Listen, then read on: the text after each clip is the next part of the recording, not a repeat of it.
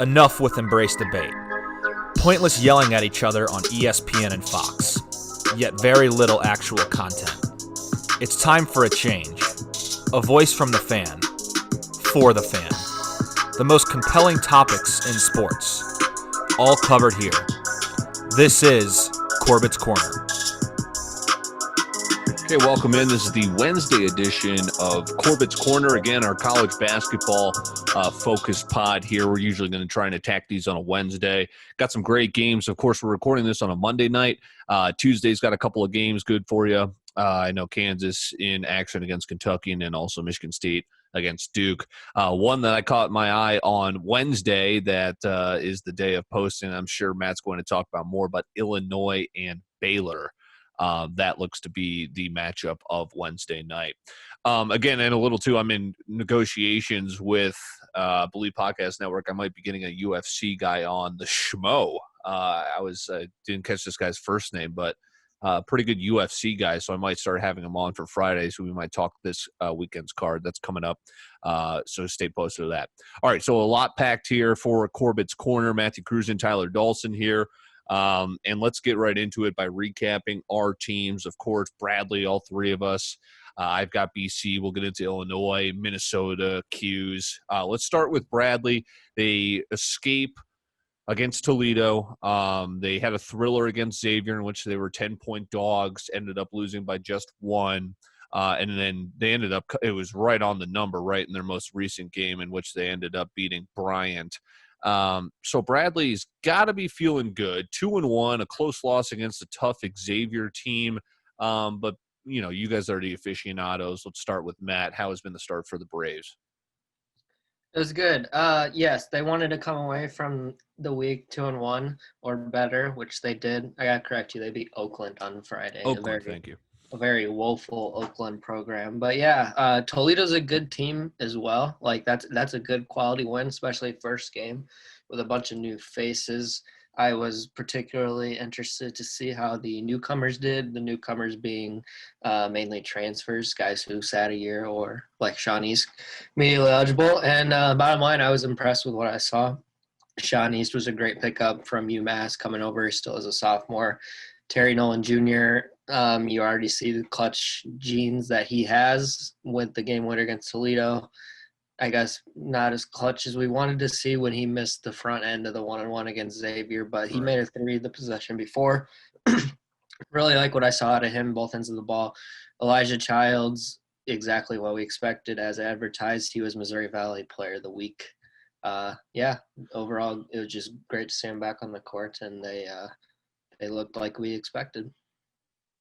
Yeah, no, going off of what Matt said, I was real impressed with what I saw with the Braves, especially the game on Thanksgiving with them coming out as 10.5-point underdogs or 10-point dogs and being able to stay in it the entire game. I mean, it was a very entertaining game, especially Braves did a great job defensively, did a great job offensively, just unfortunately comes up a little shorthanded there when they can't make the front end of the 1-on-1.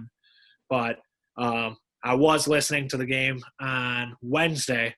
I got to hear the great call of Dave Snell when Terry Nolan hit the game winner, and he made me feel like I was in that arena. So great call by Dave Snell there, and glad that the Braves were able to get that one done against Toledo. It'll be interesting to see how they move going forward. I feel like there's a lot of depth on the team. Ville is very, very great shooter. He fills in great for Cannell, where obviously the Braves are going to be losing a lot of three-point shots that Cannell had. So hopefully Ville can keep it up from beyond the arc. And then another guy that I thought was very good defensively was Ari Boya. We touched on it on the first pod. The big thing is just to make sure that he stays out of foul trouble because he's such a big presence inside and he can clog up the paint so that obviously the other team can't get the easy buckets. Yeah, so you mentioned Elijah Childs picking up right where he left off. The stats are incredible. And then, Ty, you just mentioned you saw some depth. But is it a team that kind of lives and dies with Childs? 16 points, 8 boards. How about he's leading the teams in steals, blocks?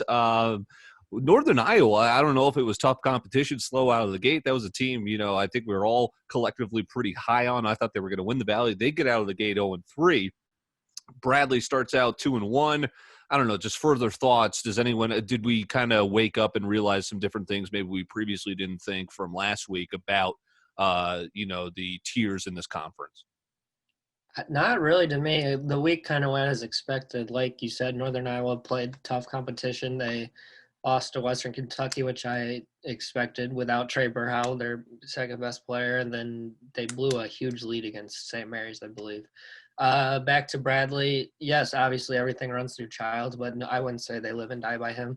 They had to play 15 games without him last year. So one, they got used to that.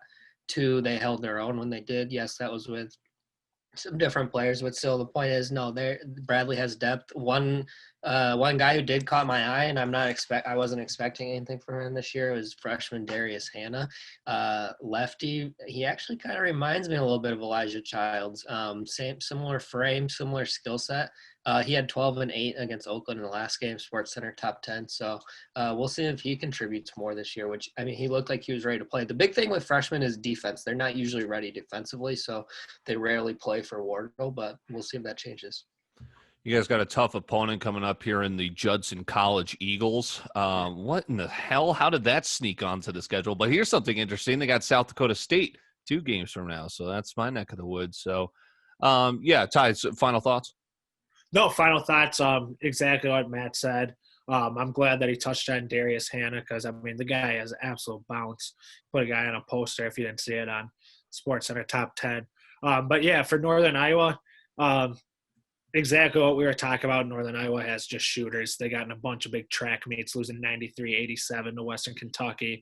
I was on Northern Iowa +2, and obviously they didn't get it done. But then, yeah, they put the thing is, it looks like they're lacking defensively. So I don't know what it is defensively they have going, but obviously they can, shoot the ball. That's for sure. Yeah, so nice start for the Braves, 2-1. Been a reasonable start for my Boston College Eagles. They're 1-2. I think they've surprised some people, certainly surprised me. They had Villanova on the ropes, ended up giving away that game late, but still covered. In a couple of pick'em matchups here, Vegas is still having trouble figuring out how to cap this team, but they were basically in a pick'em that ended up becoming a dog at the closing line against URI, end up winning that one.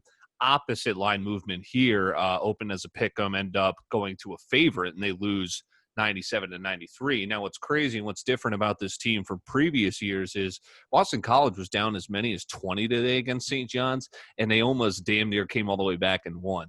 That does not happen with this team.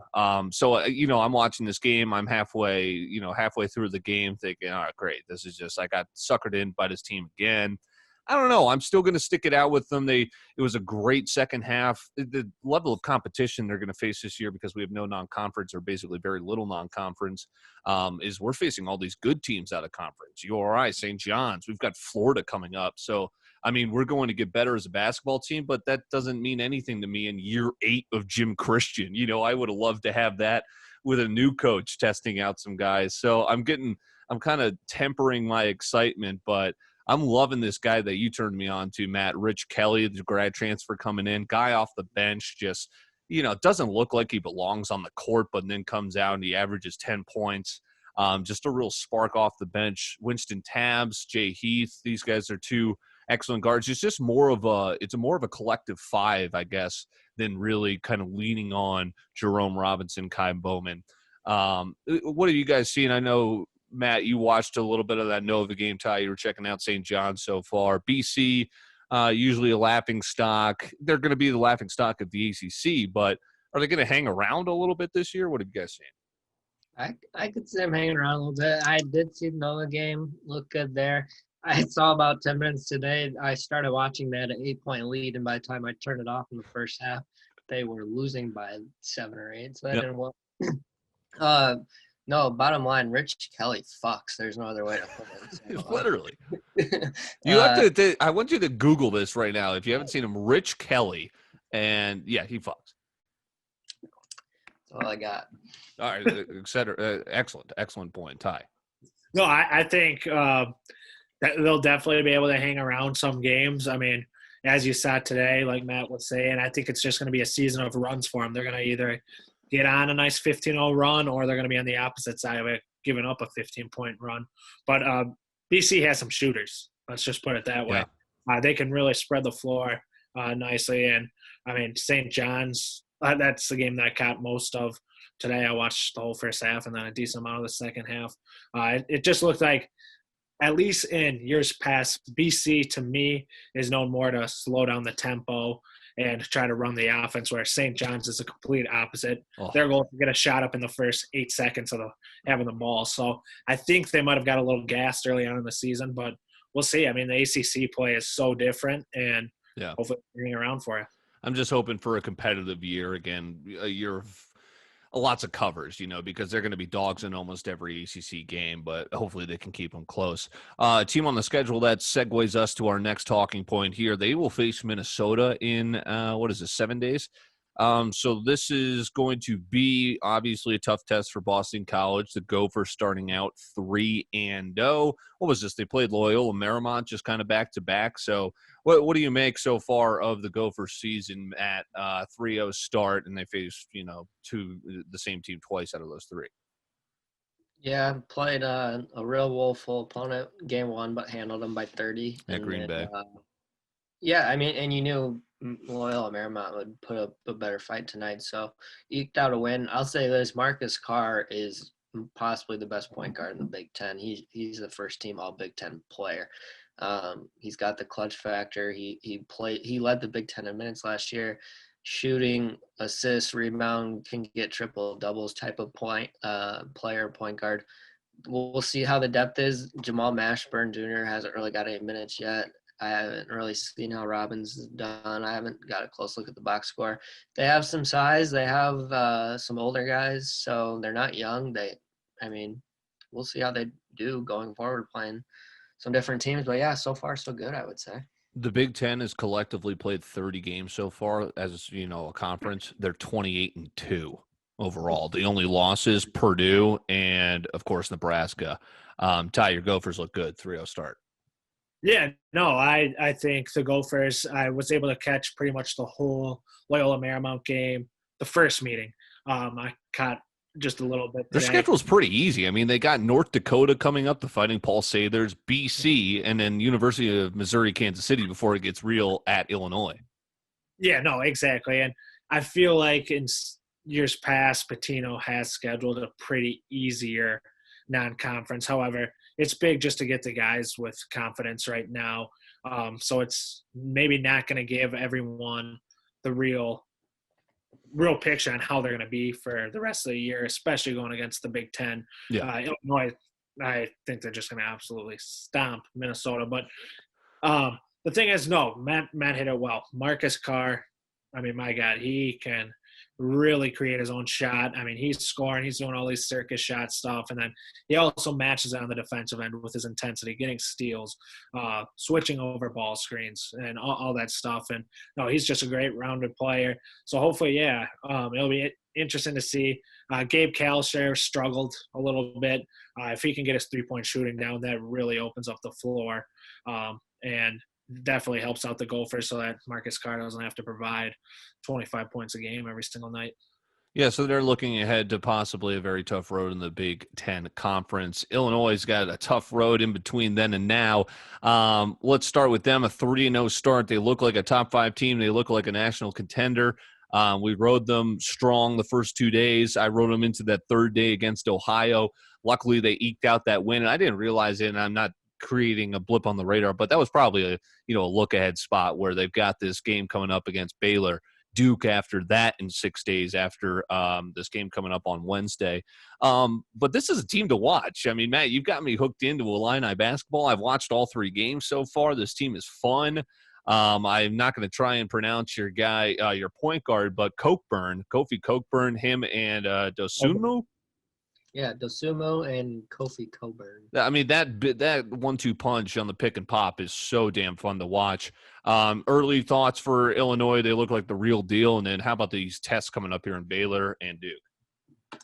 It did look like the real deal, but I'm not going to harp on the big 60-point wins. That was against Chicago State and NCAA TNT. I will say this: it's a good sign when your most improved player is also your best player. Io DeSumo is much better than he was last year already. He put 20 pounds onto his frame. He's 6'5". He is the best guard in college basketball right now. I'll give him the edge over maybe some talented freshmen.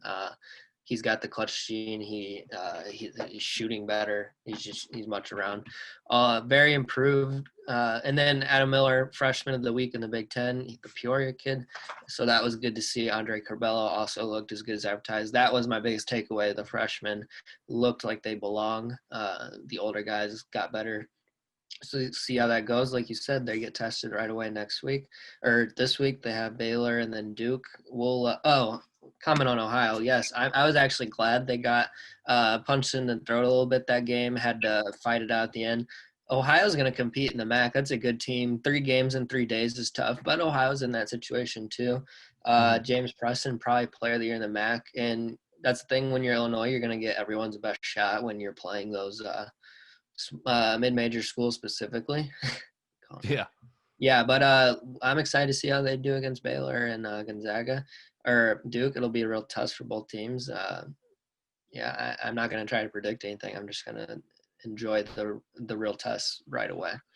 Ty, what have we seen out of the Big Ten so far? I mean, pretty much what we expected, right? The good teams dominating. No, yeah, absolutely. The big teams dominating, and I mean, I'd say the middle of the pack teams as well as the lower teams, for the most part, like you said, 28-2, they're getting the jobs done. I think the Big Ten is going to be just very, very competitive this year. It's going to be interesting to see which which arenas have fans and which ones don't, because with all these games being played maybe at neutral site, it's going to be interesting this year. Home court isn't going to matter as much. I know some teams might be playing back-to-backs, or are all of them playing back-to-backs? Is the Big Ten doing all back-to-backs? I haven't said yet. Haven't said yet? Okay. So, yeah, no. So it'll be interesting for sure. But I think it's going to be one of the most competitive, strong Big Tens that we've seen in a while. I still can't believe we're playing games at Mohegan Sun in Connecticut. That is just so funny to me. We're playing these games at a flat-out casino now. Okay, let's talk about some top teams in general, some losses, notable wins, and then we'll wrap up with kind of that. We'll wrap up with this. So basically, Gonzaga, Baylor, they remain at the top. Iowa has looked good. Luka Garza has looked good. Oh, my God, just one of the worst beats in history. Iowa against Southern, that half-court shot. Unbelievable. The camera caught Luka Garza on the bench going, they covered. It's just, yes, everyone knows what the number is. Okay, just get used to it. Wisconsin's still in there, or rather moving into the top 5. Illinois, they sneak into the top 5, and Duke just hanging there. So the big losses, I guess, Kansas losing a game against Gonzaga. Gonzaga looks legit. You guys were right there. I was wrong. Villanova, struggled against BC. They get clipped early by Virginia Tech. And then Virginia, they get clipped by San Francisco. So a couple of teams going down early, Matt. Yeah, I wanted to touch on Gonzaga, Kentucky first. Gonzaga look every bit as good as advertised. I won't keep beating the dead drum. I will say, and I didn't mention him in the pod, but Jalen Suggs, the Minnesota kid, he's the top recruit that they've ever gotten. Like, he was a top player. So think about what he's going to do. You've already saw 2 games. That first game he had, I think 24, maybe it was 18, but he only played like 20 minutes. And just, shooting efficient. He's crazy athletic. So yes, of all the good players they've had, none of those guys were like top recruits. And you see what Mark Few does with them. They're exciting. And then Kentucky, this isn't an overreaction to them losing to Richmond. One, Richmond is extremely good mid-major, like Final Four. And you called that going in. You told me to stay away, and they flat out lost outright. Yeah, Richmond is a very experienced, talented mid-major team. They can go to the Final Four out of the A10. They're extremely good. And Kentucky always struggles early. But this Kentucky team is not passing the eye test for me. They did not make a three-pointer yesterday against Richmond. They're always bad shooting threes, and they're always bad shooting free throws. Yes, Calipari had the one national championship, but it's been the same old story ever since, and it hasn't been getting the job done. And I say this because the guard play looks horrendous. Like, they have the athletic wings, BJ Boston, Terrence Clark. Devin Askew, he was walking the ball up while they're down 10 with like a minute left, asking what play to run. Like, one, they almost got a miracle cover on the over. There was just an asinine amount of points in the last minute, 4 points short. Anywho, I just don't see that translating into like Kentucky dominating the SEC, going to the Elite Eight. I don't see it this year, and I don't think I'm overreacting, but we'll see. So here's my argument against that. One thing, that's what you're going to get with an all freshman team. You're going to have the stinkers, and then you're going to have with a, looking ahead, I've got them beating Kansas. I'm probably wrong, but who knows? It's where the talent shows up, and then also the miscues and the mental mistakes show up, as you said, with Askew bringing the ball up with no idea what the hell to run. Ty, early season upsets, that was the other one, was Matt, the Kentucky one was their top 10 team, and they get blown out by Richmond. No, sorry, Tyros. That's why you said the miscues. They were literally pointing out Calipari, going, "Hey, Devin, here's how you feed the post. You can shot fake and bounce pass. You can," like he was explaining to him like he's a fucking second grader. I was just lost it. Coach Cal.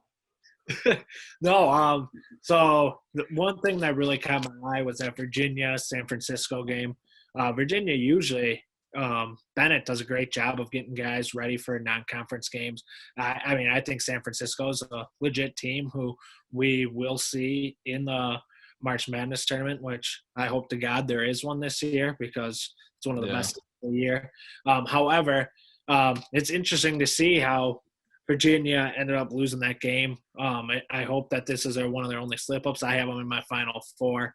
They have a lot of experience, so I think that was just out of the ordinary and great win for San Francisco, but hopefully Virginia can stay on track. However, the other team that I want to talk about is Nova, just because they barely squeaked that game out against who was it? I stayed up for the whole game. The game that went to overtime. Do you remember? I'll look it up for you. Keep on going. But it was one of the craziest endings I've ever seen. They actually ended up losing that one. So they lost by 8. However, Attack. Yeah. What? Was it Vatek? Yeah. Yeah, and I don't know if you caught it, but there was a potential charge call, but they called a block at first, and then all of a sudden they all huddled up and then up overturning it. Guy went to the line for 2 free throws, ended up forcing overtime. I get a miracle over cover hog. It was unbelievable. But no, there was something missing for Villanova in that game. I don't know what it was. They looked out of sync defensively. Offensively, they were passing the ball around. They kept passing up open looks, and I just didn't expect to see that from a team who has so many returning guys. And I think the whole thing is just because the season and the offseason was shortened a little bit, and they haven't obviously gotten on the court with COVID. I think it's really affecting teams early. Yeah, and Nova, they're 0-3 against the number, and, looking at just kind of some of the teams in the Big East, maybe a little bit stronger than we may have thought. Again, it's early, but Xavier 4-0, St. John's, they start 3-0. Marquette, they've got an interesting game coming up here on a Tuesday. I don't know. It's interesting. Unless you guys got any more on hoops, we'll shift to college football. As we've got our favorite teams kind of winding down. And I'll start with BC here just because I'm at this point where it was senior night. They get the job done against Louisville, and I'm kind of like, great. Jerkovic's injured again. Grossell came in and had to bail us out again to win that game against Louisville. Look, he's going to be a redshirt junior next year. I say don't even play him against Virginia unless he's healthy and he wants to play. But whatever, we'll take the win. But I'm already chalking this up. Here's what's crazy. So the last 9 weeks since week 2, BC has gone kind of win, loss. You're right. So they beat Texas State, lost to UNC, but covered. Beat Pitt, lose to Virginia Tech on the road. Beat Georgia Tech, lose to Clemson. Beat Syracuse, lose Notre Dame, beat Louisville. What do you think is going to happen here? I'm obviously going to bet it, but I'm kind of just happy that the season is great. We got 6 wins, 6-4. We could go 7-4. I'm cool with 6-5 in year 1 of Hafley. It has been one of the most fun Boston College seasons I can remember. just having hope that we've got a coach, having hope that we've got an offense. You got Corbet coming back next year. I think he's going to be one of the top quarterbacks in the ACC, if not the country. You've got David Bailey coming back as a senior, your bulldozer guy who's going to get you about 7 to 10 touchdowns a year, averages about 4.4 yards per carry on, a good season. He had 4 yards per carry this year. Zay Flowers as a junior, he might steal the eye of the country. This guy is legit. He was an unranked athlete out of Florida when he got recruited by Adazio. He might turn himself into a NFL draft player the way he keeps going with Jurkovec and Hafley. So kind of just done with the season there with BC. I know you guys have been watching all season long with me. Thoughts on Hafley, thoughts on, is this program going to make some leaps, or am I just being crazy? Oh, you're not being unreasonable at all. That you got what you wanted from Hafley. You have a lot to be excited for. I'm with you. If Jurkovec is not 100% healthy, there's no reason to play him right now. You're playing for absolutely nothing. You still have 2 more years with him. Yeah. That's exciting to think about. So you have a defensive coach now. You have a quarterback who can win games and really excel at this level. A lot to look forward to. I agree with exactly what both of you guys said. Big thing is just to make sure down the road that you guys end up having that the coach ends up sticking around. Because, if he ends up getting this is just going to be a jumping stone for him. So as long as he sticks around, you guys have Jurkovec for 2 more years. I think BC is going to be a fun team to watch next year. Well, we were just talking last week for our CBB manifesto about Brian Wardle and the Marquette, right, his alma mater, that makes you super nervous and restless at night that he's going to leave. I went searching. I was like, oh, God, all right, where's Hafley going to leave us for? I went searching. He played football at Siena College. He kind of just he's a grassroots New England guy who kind of worked his way up to spend some time in the NFL. Doesn't really have an allegiance to anything, which has made me super pumped, and it's awesome. So I'm jacked up, and as you said, possibly years to come for this BC program. Think about it. It all starts from here. When Clemson was doing nothing and they were just a laughingstock in college football, and then all of a sudden you get Dabo in there and you're producing, wide receiver products at a first-round rate, and then all of a sudden you take over the ACC conference. It's ripe for the taking again. Don't think Notre Dame is going to make it its permanent home. I would love it if they did. I mean, it's fun. It's been fun seeing Notre Dame here in the ACC. Zach Kelly believes they will be crowned champs this year. Don't know if maybe Matt's with him on that or maybe a little bit more reserved. But, Notre Dame, every single challenge that's been thrown in front of them, every single time I've faded them and wanted to, they have shoved it right down my throat. So, again, Notre Dame, the Cinderella story keeps on climbing. Is it going to be 2012 again? Is Manti Te'o going to give a girlfriend to Ian Book, or is this going to be something different? Is this going to be something special in the 2020 pandemic year? I'll say this about Notre Dame. Well, for one, I heard you talking about that on the Corbet's Corner from Monday, and you asked Ty about it, and he talked about who's going to win the college football playoff, and he didn't even mention Notre Dame. That's just criminal to do. So that's that. Yes, they continue to answer the call. I said this before. I'll say it again. I think Clemson is their 3rd most impressive win of the season, and I say that because they followed that up with a nice, convincing win in Boston College. Ian Book played his best game, and then they followed that up, shutting down North Carolina in the second half to 0 points. Ty's probably heard me say this stats to somebody, but North Carolina had gone 16 straight games over 400 yards of offense and 6 straight games over 500 yards of offense. Notre Dame held them to 298. Clark Lee, defensive coordinator, he's a guy who's going to get a head coaching job at a smaller school here soon. He's young. He's extremely talented. And then the other coordinator, Tommy Rees, is really getting some attention. He's not even 30 years old.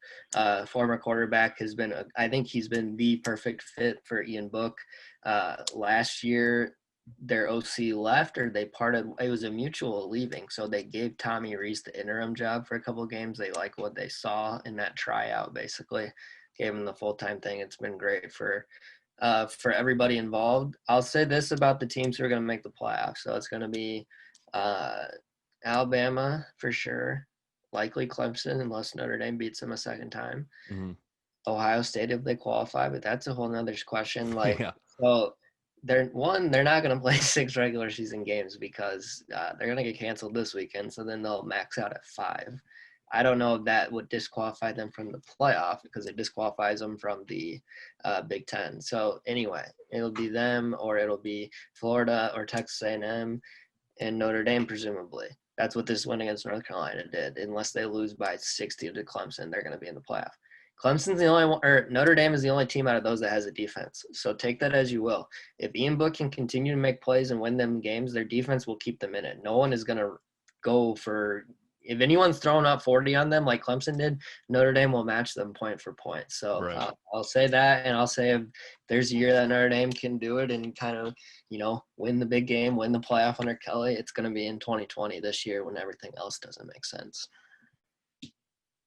So, yeah, the first thing I want to do is apologize to you, Matt. I did not bring up Notre Dame on Monday because that was actually earlier today, because Zach Kelly was sitting there just licking his chops ready to get going. And He was. I mean, I could tell he was just salivating. I wanted to pass the torch over to him so that he could get that in. But I completely agree with you. I think it's going to be Alabama. I think it's going to be Notre Dame. I'd love to see those two get into the final or get into the championship because I think that'll just be one hell of a game. And then the other two, I think, is in complete jeopardy right now with this whole COVID and being able to qualify for games and all that nonsense. So I think the college football committee has a big decision to make with how they're going to handle this. And I can just say that I'm very glad that I am not the one making that decision. Yeah, I'm right in that same boat with you. Yeah, it's tough again because if they don't play, then it's going to come down to Ohio State being 5-0 with a win over, like, what's their greatest win? A 7-point win over Indiana, 13 points over an ass Penn State, or this win over an ass Michigan. That's going to really leave either Florida or Texas A&M will have one loss, so it'll leave one of them really pissed off. Now imagine if Florida beats Alabama in the SEC championship. Yeah, and then again, we really don't wish we heard those guys. Yeah. Basically, my point is Bama's playing LSU this weekend. Saban's going to be back. They proved, again, they're a dominant team without him. I think Bama's the best team in the country. I do too. I don't hope, but what if we get this scenario? A one loss, Alabama, Notre Dame, Clemson, Florida, Texas A&M, and a 5-0 Ohio State. Yeah, and undefeated BYU, And undefeated Cincinnati, which that's a good point. In the first playoff that came out last week, those two were like 13 and 14. Yeah, they got screwed. No matter what you do the last couple games of the season, it doesn't matter. You're going to be behind a 2-loss Pac-12 champion if that happens. Like, that's what that told them. So I think it's unfortunate because they're both pretty damn good. Do they face each other in the bowl? Probably, but then This is the fucking year to just be like, okay, fucking 6 teams. God damn it, 6 teams. Have 2 buys. Top 2 teams with a bye, and even just going forward, have the – well, I've heard the thing thrown out, group of 5 and then 1 extra. But it's like, then Georgia's going to be like, well, wait a second, we're still better than BYU. But I think they were afraid that, let's do 8 this year. Everyone's going to want to stick to that. And they were like afraid they would never be able to get back to keeping it at 4. I do think they should change to at least 6. Why not 8? Because there's always 6 to 8 teams. And yeah, it's really – for the last 5 years, it's been 3 teams, but we might as well have the other games then since we know it's going to come down to Clemson, Alabama, Ohio State. The college exclusive pod here, basketball, football on a Corbet's Corner on a Wednesday. Again, we're recording this here on a Monday night. Let's just wrap up with this. Cruz, you had wrote down Pac-12. I assume that's just basically Oregon losing in the Civil War to Oregon State. And just the Pac-12, their hopes residing on USC, hoping to go undefeated, but again, not enough games. No one's going to care about USC. So the Pac-12, again, they waited, and, it's tough. The virus is tough, and, you're seeing at all levels, all different leagues of how it's just being affected, but you're seeing the ACC teams at least get in a full season because they started on time, and, I still think it's absolutely incredible that Boston College is not – it's unfathomable how they have not had a positive test since July. Like, I don't even understand how that's possible. If they weren't a Jesuit college, I would think something shady is going on. But, yeah, that'll wrap up Corbett's Corner.